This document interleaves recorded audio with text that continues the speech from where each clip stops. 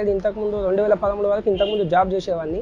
అయితే జాబ్ చేస్తుంటే అందులో జాబ్ గురించి 10,000 15,000 శాలరీ చేయలేక ఇబ్బంది పడుకుంటా ఓన్ బిజినెస్ చేద్దాం అనుకునే సమయంలో షాప్ పెట్టాను 2013లో షాప్ పెట్టిన తర్వాత మనకు షాప్ అప్పుడు స్టార్టింగ్లో 7,000 5,000 నడిచేది తక్కువనే. అయితే తర్వాత దాన్ని పికప్ చేసుకోవడానికి ఏ విధంగా ఆలోచన చేస్తుంటే 2012 సంవత్సరంలో స్థాపించిన 2012 నుంచి 2013 వరకు ఒక ఎంప్లాయీ తోటి 2 years చాలా కష్టపడ్డాం.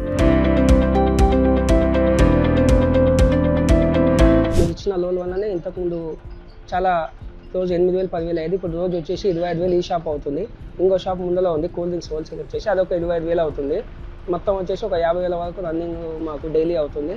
నెలకు వచ్చేసి ఒక 20 lakhs వరకు టర్న్ ఓవర్ చేస్తున్నాము. కిన్నెర ఫైనాన్స్ దగ్గర నుంచి 20 lakhs దాకా మేము ఫైనాన్స్ తీసుకోవడం జరిగింది.